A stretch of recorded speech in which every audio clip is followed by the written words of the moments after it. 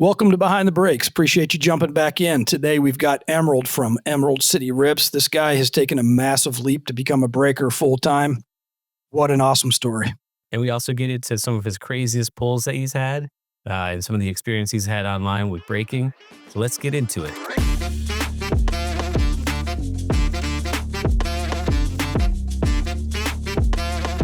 Welcome in, Emerald from Emerald City Rips. Really excited to have you in here. This guy has taken a massive leap that I think a lot of breakers are going to want to hear your story. So really excited to have you. Welcome in. Yeah, well, thank you guys for inviting me out. I really appreciate it. I think what you guys are doing is something really cool for the hobby. You know, Matt, I believe you were in one of my breaks a couple of weeks ago, and then shortly, that was me. Oh, Yeah. was it you, RJ? It was RJ. Yep. Okay. And then I got a message. So I mean, hopefully that you guys like the show and the people that come around. So I think it's awesome. I think more people can benefit from definitely hearing from what us breakers who are starting out go through. So no, yeah, it was awesome. I came across you because you're doing a large break. So, and it was a mixed product break of basketball and baseball. So kind of I'm more of a baseball guy, but I was like, all right, I'll jump in on this and see what's going on. yeah. So, and that's kind of what interests me. And some of the questions we'll have later is about running like a larger style break like that. And, Right. that fill process and stuff. To get a little backstory on myself and how I got into this, I guess we can start there. It's I think it's a cool story. It's definitely a risky story. I found I always was in the hobby when I was a kid. I loved sports, and I knew one day I wanted to do something with sports. And being an athlete didn't turn out Right. which was okay. I chose the working man's route, and I was an operations manager for a trucking company for 14 years. And my wife was pregnant with our second child. And during that time, I found out about Whatnot. So I started to just kind of watch the hobby. It was different, from when I was a kid, we, in a card shop. Now you're online just like shopping. So we had the baby, and I was on leave. So I got 3 months of leave, and I was like, I can't just sit here. I mean, I love the kids. I was second kid. So, I was A little easier second time, right? Yeah, a little easier second time. Exactly. But, I was like, you know what? I'm going to do this. I'm going to make money or try to be in the hobby that is, just give it a chance. I didn't want to work a 9 to 5. When I wasn't working 9 to 5, I was working midnight to noon. So, trying to juggle that, 2 kids, a wife, it was tough. So I went to my wife and I said, hey, what do you think about us trying this out? She's like, what is this? Like, what is this thing you want to get involved in? Because, I showed her the video, I showed her what happens. And I said, I can do this. If I dedicate sometimes a couple hours every morning, I think I can do it. And she's like, okay, if you think you can do it, let's just go for it. Yeah. You invest a couple $1,000s in some cases or, mega boxes or whatever it is, but you got to get printers, labels. I mean, you got to, packaging. It's not what I thought it was at first. I thought it was gonna be a lot easier. Then I, called my brother up. I said, let's make a breaking station in our garage. So we go to Home Depot with some plywood, with some felt. We're in Joann Fabrics, and that's how we started. And the first break was an absolute disaster. They always are. I watch all these big streamers, and I'm like, I could do that. Let's put 15 boxes out there. My first stream, 0 followers, right? Right. Don't do that. We're going to get into that business aspect, but I got to rewind real quick because I want to take me back to that conversation with your wife, who clearly supports, because you guys made an epic leap into this. I mean, talk us through that. I mean, you already kind of gave us a taste, but hey, not only are we going to move, because you left one coast, went to another coast, and you've launched this thing. So how'd that really go? Yeah. So we were always considering moving. So people don't know, Emerald City Rips started in Seattle. That's the Emerald City, and that's where we were at. And I approached her. It was, believe it or not, I don't know if you guys even know this. I started in March of last year. Man. So I haven't been doing it that long. My channel's grown, pretty good numbers since then. But yeah, you're over 4,000 followers. Yeah, we're 4,000. Yeah. I'm, coming up to maybe 8,000 sales or 9,000 sales, but it's, it's going good. I told her in March, I said, let's just try this. We tried it for 3 months, and then I went back to work, and 2 months later, I quit. Yes. For me, it made more sense to do that, work for myself, and be able to spend time with my family. Having 2 kids, being away for 12 hours every day, coming home, and it just wasn't something that I saw myself doing for a long time. So we took that leap of faith. We moved, to the East Coast, over to the Carolinas here, and it just felt right. It was like a new beginning, and that's when the channel started to really take off. Because now, I'm not employed. I'm working for myself, and however hard I work is, what we bring home. So that conversation, she's very, obviously with a baby in her arms and another one crying.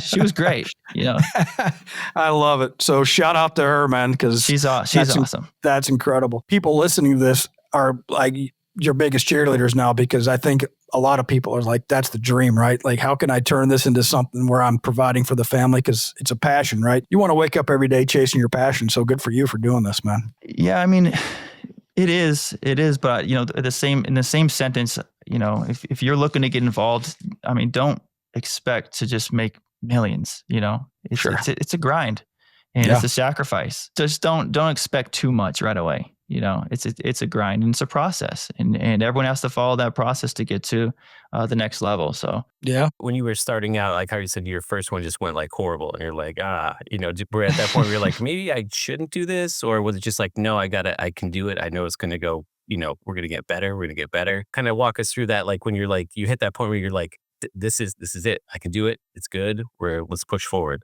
Yeah. So I'll tell you how I felt is after the break, I just sat there for a while, and I was like, okay, what am I gonna do? I can't, push more breaks out like this and come out negative, because now I got to walk through that door. My wife's gonna go, how'd it go? Yeah. And I would say, well, we just spent $6,000 and now we're down 1,000. So so I really, really analyzed. I'm a thinker, and I analyzed hours and hours of Whatnot channels, big streamers, small streamers, what's popular, and put together kind of my schedule of what I wanted to do. And the first day, I just forgot about it and then put out a big break thinking I was a cool breaker. And then reality sunk in and it hits you. I'd wake up at 3 a.m. on the West Coast because it was 6 a.m. on the East Coast. And I got to take advantage of the buyers, of the people that are in who are up and awake. So jumped on a couple of breaks, probably did 5 box breaks. And then just kept on that rotation. So I found out going to retail right away was a little better for a smaller breaker, because there's still people in every tier, and you can cater to those people too, and you can build them up until, I did that for a long time. I did megas for a while, and then the breaks started getting bigger, but more megas, and then I had, a whole bunch of hobby boxes that I decided to buy from the first time, just sitting there for months. They were sitting there for a long time, and I couldn't get them off because, I didn't have the following to do it. So you really got to analyze your plan of attack. You got to really know where you're at. And that's kind of some of my big advice, I would say, is just know where you're at. Yeah. And start there, and then grow from there. Don't think you're a channel with 50,000 followers, because it's going to bite you in the butt, No. Well, we know that. Yeah, so definitely. Did you find with how you're saying you got up early, for West Coast to hit the East Coast time, like, were you playing around with times that you started where you're like, hey, early is really great for me because then I can hit longevity through lunch breaks. And then, by the time, dinner rolls around, I'm out because my product's gone for the day or whatever that might be. The way I came up with that is, how do I take advantage of the hours, right? And the 3-hour difference from the West Coast to the East Coast. And I pictured, guys in the morning are probably waking up. What are they doing first thing? Making coffee and checking Whatnot, just seeing what's going on, board time, getting dressed or whatever they're doing. And so I just tried to capitalize on that. And, 3 hours go by, I stream for 3 hours for the East Coast guys. And now the West Coast guys are waking up. And then I stream for 3 hours there, and I'm done by noon, and I'm with my family, So I knocked my 5 breaks out, and I was out for the day. And I did that for 3 months straight. I feel like you're talking to me right now about waking up, getting coffee, and getting all Whatnot. So, come on now. Matt just has cold sweats in the middle of the night and just rolls over and checks his phone. He's like, what's going on Whatnot right now? Come on now. I don't know. I just kind of just read into what I needed to do, as far as if I really want to make this happen. So it's fair to say that you you committed as much time to research as you did to breaking, figuring out your sweet spot, figuring out product, price point, all of that? You have to. You have to, Yeah. especially for a smaller breaker. I'm sorry to say, you're not prime time. You're not going to go on at 5 or 6 in the PM. Yep. And you're gonna get smoked. I mean, there's gonna have 2 people in your show the whole night. Yeah, that happened to us when we were playing around with times too, and we're West Coast, so we would be like, by the time we get off work, like that's what we had to do is go in at night. But then you're taking like 3.5 hours to fill like a 2-box break, and you're like, you start to like question yourself. You're like, man, it was, I love opening cars and I love sharing the experience, but like that was a long time just to fill, 2 boxes. So yeah, and then that's what it really comes down to is like your time is your money as well. Sure, your profits look great, but you've been streaming for 10 hours. What's the what's the spread there? It's I try not to let them go for too long. And if I start to hit like my peak time of like, okay, we're going a little too long, then we'll start to pull out a little bit and give a little bit more deals and offer multi-teams or something like that, so. Yeah, you kind of break it up or, change course during the break. Yeah. That makes sense. Yeah. So touching on profit a little bit. So when you go into a show, are you trying to hit like, hey, I want to try and walk away with 20% on this, or because at what point how you're saying like, hey, it's pulling on a little bit longer, now I got to start offering deal, right? Because you're saying like, this is my job now. Like this is my job. Yeah. I mean, Whatnot takes a cut. Then you got to pay for your time too. So I analyze before I build a break, and I'll kind of explain what style breaking I do, because I kind of stick to one style, just because it makes me feel, I don't know, a little better than like dollar auctions. I mean, I still do dollar auctions sometimes, or if I'm bailing on a break, I'll do dollar auctions. But to answer your question, yeah, I mean, I go in with an amount, and I try to price my breaks pretty fair. I do a lot of research. I mean, if you're not going to do research, I wouldn't do this job, because you can go to somebody's channel and like, oh, they're charging this for this team, mark them all down, and it's way overpriced, But yeah, I mean, I go in with it with a mark, and once we hit, I would say, I don't know, maybe a couple hours in, and if it's not halfway filled, then we'll start to throw 15% off a team, or I'll combo the 2 worst teams. Or I'll run those 2 worst teams at $1 because it gets people, oh, wait, they're going for dollars now. Marlins, Astros. Right. You know what I mean? The usual suspects, yeah. And people are like, run this next team. And then, okay, I'll run the Reds at $20 off. I'm like, oh, someone, so you get people engaged that way, because I still think people like to swipe. I don't know. It's like a game. It's like a game for them, Right. I mean, I tend to stick to PYTs. That's kind of what I've been liking to do. It makes more sense as far as the engagement with the crowd. I like to talk to people, and people come in there, and I always tell them, if you can't get in, don't get in. Just hang out. Hang out, have a good time. Let's have a conversation. The more people in the room, people see the numbers. They want to see what's going on, and they'll join. So yeah, there's something that seemed pretty important to you as we were chatting before we got on the podcast was, you creating a community that people feel safe to come in and just hang out. They're not feeling pressured to buy. So that was definitely something important that you pointed out. Yeah, I think that's really important, because that's the last thing I think I want in my channel is someone to think like, oh, Emerald's on. I don't really want to go to his channel because I don't want to spend money. But you just come hang out. You're not going to feel pressured here. Yeah. I mean, I'm honest with my guys. Some people would like send offers 50% off. Like, I mean, I can't do that. I wish I could. I want to hit everything for everybody, but I think going above and beyond, especially with the customer service side of things, behind the scenes with shipping, with messaging them saying, hey, whatever it may be. And I've even met guys that lived in my city and said, I'll drop it off to you if you want. I feel like I check in with some of my buyers that are returning buyers, and they ask how I'm doing and like Merry Christmas. I think that was really cool. Oh, nice. Waking up and seeing a couple of messages saying Merry Christmas, Happy New Year's. It's like, that's awesome. Yeah, I love that. Definitely building a community there. That's what it's all about. Especially in a hobby / business like this. That's one of the things I enjoy about when I personally get into breaks is, when the breaker is celebrating people hitting and not pushy, and then you just start having a conversation around the news of the day with respect to sports. So yeah, definitely appreciate that style for sure. Yeah, I like that. Yeah, I mean, I enjoy, man. Nothing makes me more happier than hitting a big card for somebody. because you'll see in the chat will go crazy. Then that guy won't say anything. And then all of a sudden he's like, I'm freaking out right now. It makes me feel good, like, are you here? Are you here? My wife hears us in the back. And then he comes in, he goes, I'm shook right now. I can't talk. So I think that's awesome that, that part of things, even though it's a big card, but the guys pay for the spots. I mean, right. Why not? I feel awesome about that. Then they're coming back for more. So, I mean, that's a good thing for you. You're getting quality product and having a good time doing it. And you certainly hit some monsters in your breaks. The Jackson Merrill Superfractor. Yep. And then the one that I'm probably more interested because I'm old is the Pete Rose, the auto. That was huge, right? Yeah, man. I mean, this is a great story.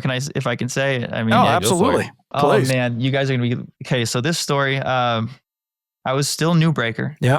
Bowman, 24 Bowman just came out. 23 Bowman just came out. And I had a whole case of hobby boxes and I decided to do a full case. Let's do a full case break. Took like 10 hours to fill. But it filled. It filled. I mean, it's a full case, 12 boxes. And the guy that bought the Reds, I've never met him before. His name is Red Cardhead. And he's one of my friends now, but he bought the Reds and he ended up falling asleep because the break was taking forever. And then we're about 5 boxes in and I see him come back online and he's like, hey, sorry, I fell asleep. Did we hit anything? I was like, no, we didn't hit anything yet. He goes, I had a dream you hit a Pete Rose. And I said, no way. Literally. Man, I just got the chills. Yeah. Literally packs later, I'm going through and it's a redemption. I'm like, what? It's on camera. I'm like, oh my goodness. It's a Pete Rose auto to 25. And the chat is going crazy. He literally dreamt this, woke up from his dream, got back in the chat and says, I dreamt that you pulled a Pete Rose. I'm not kidding. That's awesome. I don't even know what to say right now. That's insane. And the craziest thing about it is he PCs the Reds, Red Cardhead, right? And Pete Rose is his favorite player. My goodness. Awesome, yeah. It's insane, right? After the break, I shot him a message. I said, hey man, I'm going to call you tomorrow. And if that's okay. And I gave my number and he gave me his number. So he FaceTimed me and I said, man, congratulations on the hit. I thought I'd offer this. I don't know if most breakers would do this, but if you want to get the redemption sooner, I can scratch it. I won't look at it and I'll hold it onto the camera. You can see it. And he said, just scratch it and read it to me. So I scratched it. I read it to him and he cashed it in and you guys can check out his Instagram. He's got it posted. Yeah. Yes. So it's a great story. I mean, especially for being a small breaker. I mean, trusting me like that, it felt good, Well, so. I mean, that says a lot about you that you've built a community of the people who trust you. So good for you, man. That's huge. Huge hit. Charlie Hustle. Gotta love it. What an awesome story. And then the Jackson Merrill Superfractor, you hit that one. That's another big one. Yeah, I hit the 101 Super for Merrill out of Top's Finest.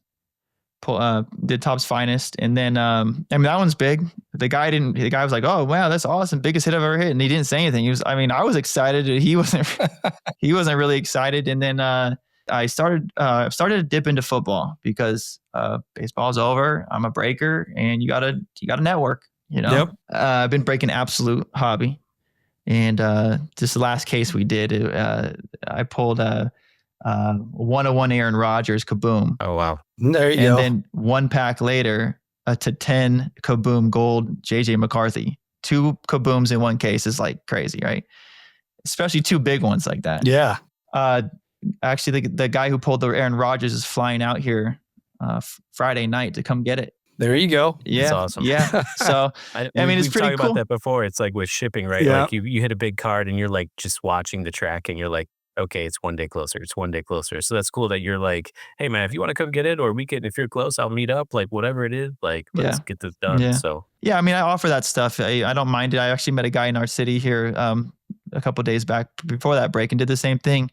Hit a Malik Neighbors kaboom gold to 10. Jeez. So I mean, I don't know what it is with this football, but you're on fire, man. with this football, it's been crazy. The hits have been crazy. I don't know. I mean, I just got like 5 crazy cases. You realize everybody listening to this podcast just stopped listening and went to see if you're breaking right now so they can jump in and hit some of these kabooms, man. Good for you. Saturday night. Love it. Yeah, we'll be definitely in the show notes. We'll be dropping all your channels so people can definitely jump in there. That's definitely a big part of what we do here. If we could rewind real quick, because going back to product, that's a big thing for breakers and folks getting into the breaking. Where do I get my product? Can you talk this through? Where you started and where you're at now. Yeah. So I started David Adams, paying top dollar, and I don't shop there anymore. Like I said, you got to do research. If you can't do homework, don't do this. You got to do homework about what's in the market, and is that price that you're seeing from the mainstream, is that like the best price, or is there something else? So a lot of it's relationships.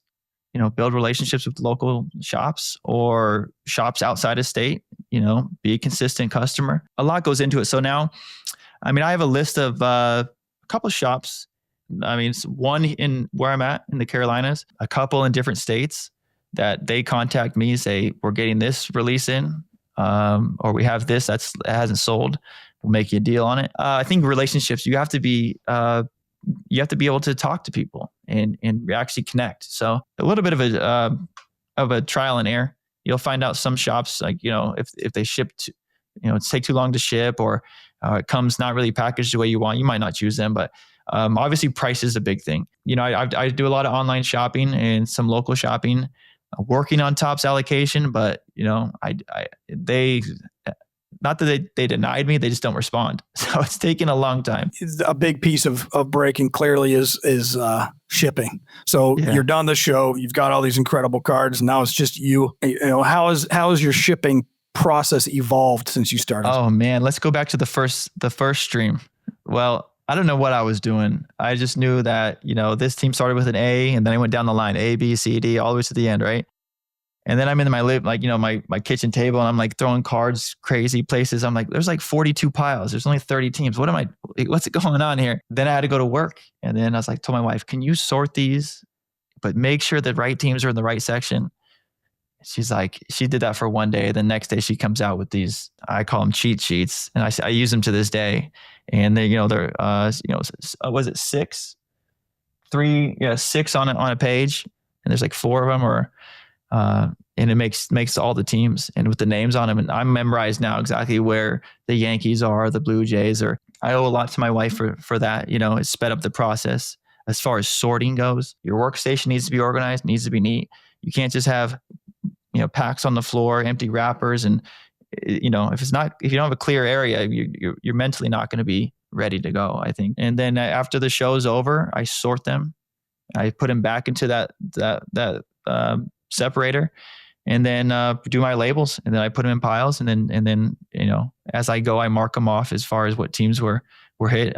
Then seal the deal, and put the labels on. So with respect to shipping, one tip for somebody listening that's getting into this, what's the number one tip you got for them? I would definitely make sure that you top load the right cards. Don't just put a sleeve over one and then one top loader and put all of them behind it. Secure the cards that the people are going to collect. If someone's paying a premium for a product, it needs to deliver. Make sure you're not just putting all effort in for shipping. We're going to jump in and pivot a little bit over to some quick questions for you. I think you may have brought something to show us. Yeah. But are you ready to go? Let's go. All right, man. So what's your dream card to pull? It's got to be a mantle. 51. Uh-oh. Hold on a second. I got to pause. We're going to go fast now. RJ? No, RJ's a Yankee fan. Yeah. I support that. Yeah. It stems from my uncle. My uncle's got one, and it was just like, wow. It's just beautiful. It's just beautiful, that artwork back then. Yeah. It's history. Is it graded? 6. Oh, nice. Jeez. All right, here we go. Best card in your personal collection. Well, there it is. Look at that. Who's that? Skeens, Wyatt Langford, and Cruz. Yeah. There you go. Yeah, Gem 10, man. Nice. To 5. If you're listening on the audio version, jump over to YouTube to check this thing out. Yeah, it's Bowman Sterling 24, Skeens, Cruz, Langford, triple auto to 5. It's such a cool card. Skeens is the man, right? Yeah. So is he? I think. Well, we'll see. We'll see if his arm holds out, right? Yeah, we're going to get into that in a second, actually. I'm going to bring up a topic. We're going to dissect it. All right. So what product do you get the most excited to rip? What product do you like to rip the most? Man, triple threads. So one piece of advice for someone wanting to become a breaker. One piece of advice that covers everything. If you're looking to get rich overnight, don't do it, and start where you're at. That's what Start where you're at. I like start that. exactly where you're at. And then, where do you see the hobby going over the next few years? I think in the next 5 years, it's going to be as big as it used to be. And when I was growing up as a kid, I mean, I think it's going to be huge. I mean, look at the National. The National is massive, Right. Yes, it is. You'll probably see a couple of those a year now. Let's go back real quick because you said Skeens is the man. I'm not saying he's not. The guy's incredible. But I just saw a stat. RJ and I were on the phone last night. Did you know more men have landed on the moon than have scored earned runs against Mariano Rivera in the playoffs? I do think Mariano Rivera is great, and he's got a great auto. It's way better. It's way better than Skeens. So when I saw that stat, I went on eBay. What can I get a Mariano Rivera auto for? It is, I'll say it, it's almost cheap compared to what you get a Skeens for. Skeens is incredible talent. I'm not denying that. Yeah. But the guy hasn't done what Mario has done, right? It's just, to me, I'm an old man, so I like the old school guys.